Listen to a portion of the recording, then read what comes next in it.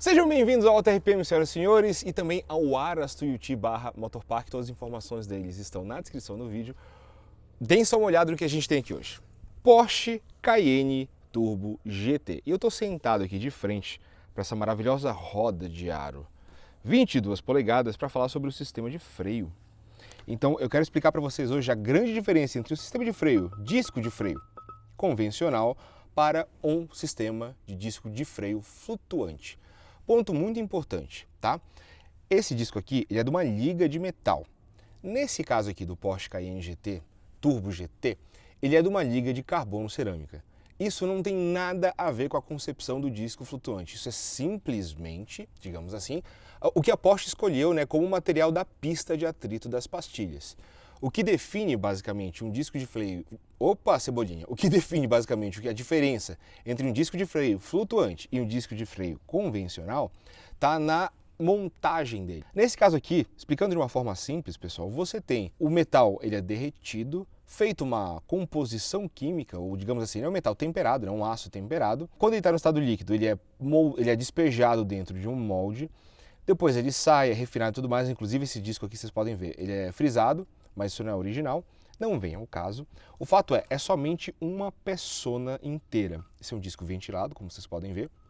É somente uma peçona inteira aqui, tanto a parte que vai no cubo da roda, quanto a pista de contato das pastilhas. Se por algum acaso você não sabe, quando a gente pisa no freio, a gente gera pressão hidráulica dentro do sistema fechado, né? Essa pressão hidráulica vai empurrar, nesse caso aqui, são alguns pistões. Nesse caso a gente tem uma pinça com 10 pistões na dianteira do Cayenne. Mas o princípio é o mesmo para basicamente todo o carro, tá? Então você gera pressão hidráulica, essa pressão hidráulica vai empurrar o ou os pistões da pinça. Esses pistões vão empurrar a pastilha da pinça contra a área aqui do disco que a gente chama de pista. Então é um lugar onde a pastilha vai atritar. O carro está em movimento, então tem energia cinética, está girando aqui. Por meio desse atrito da pastilha com o disco, que a gente chama da mordida, digamos assim, então você vai transformar a energia cinética em calor. Então você vai frear o seu carro, você vai perder velocidade, mas vai gerar muito calor. O sistema de freio trabalha com altíssimas temperaturas, pessoal.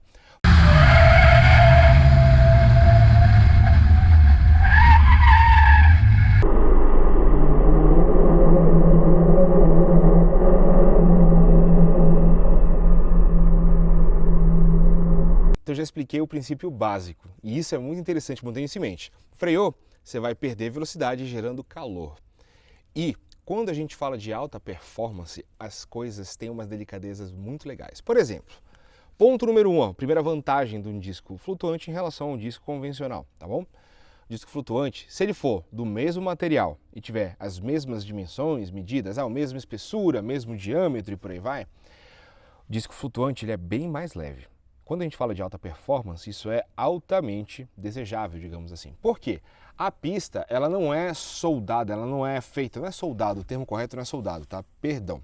Mas a pista, ela não é grudada, ela não é anexada à parte que fica no cubo da roda.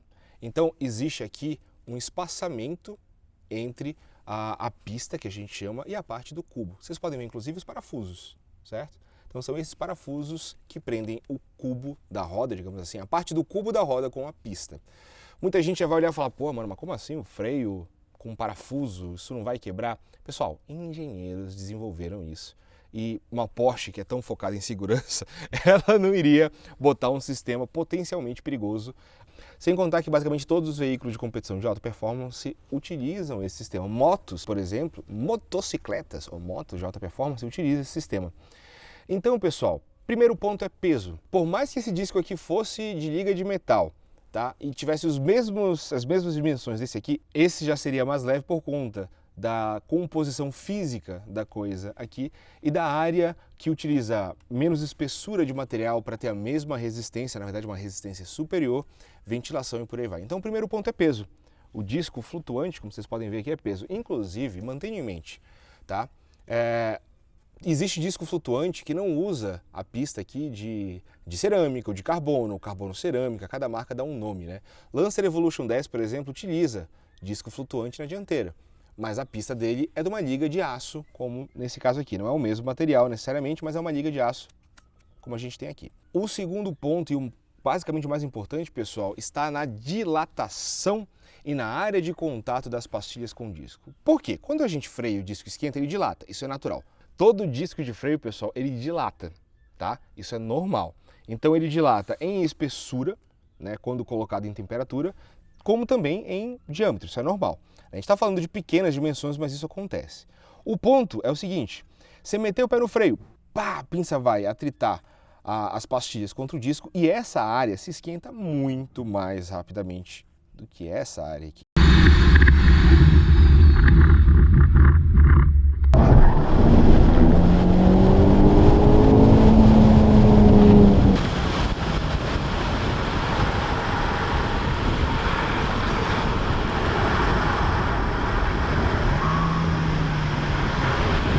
O que acontece? A gente está falando de metal. Quanto maior a temperatura, maior é a dilatação dele aqui. Então, o disco ele não se esquenta, em todos os casos aqui, ele não se esquenta de uma forma regular entre a sua peça inteira. Então pensa, isso aqui está frio, ou está frio não, está numa temperatura mais baixa, ele vai ter uma certa dilatação. Aqui a temperatura vai aumentar para centenas de graus rapidinho. A dilatação vai ser completamente diferente. Então nesse caso, sendo uma peça única, como cada área vai se expandir de uma forma diferente, aqui ele vai empenar para um lado, para o outro, mais para cima, mais para baixo e por aí vai. Isso quer dizer que nesse empenamento que acontece quando o disco esquenta muito, alguns pontos dele perdem contato com a pastilha de freio. Então, ou não só perdem, como reduz o contato, são os dois casos aplicáveis. E isso torna esse freio aqui, esse disco de freio, muito menos eficiente do que um disco flutuante, quando a gente fala de temperaturas, considerando os mesmos materiais e por aí vai. Nesse caso, como ele é basicamente isolado e existem áreas aqui para a parte do cubo, a pista ela vai se esquentar de uma forma bem uniforme, tendo áreas para deformação, digamos assim, para dilatação planejadas. Ou seja, mesmo quando em alta temperatura, esse disco aqui, esse sistema de freio, ele tende a ser muito mais eficiente, porque ele foi planejado para quê? Para não ter empenamento para um lado ou para o outro e manter a melhor área de contato possível com a pastilha, por exemplo. Não quer dizer que ele não empene, né, que ele tenha pequeno empenamento, não quer dizer que ele não tenha dilatação, ele tem, só que como ela não está fixa, conectada por uma massa gigante ao centro da roda aqui, essa deformação ela é muito menor. Então essa, pessoal, é a grande diferença aqui entre um sistema de freio convencional.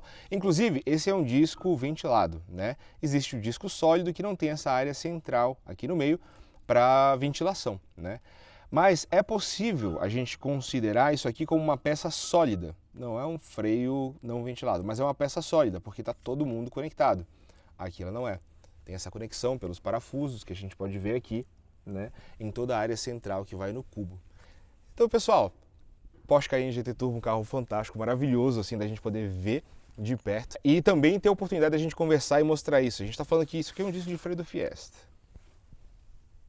Deixa eu botar aqui embaixo. Tá bom para vocês?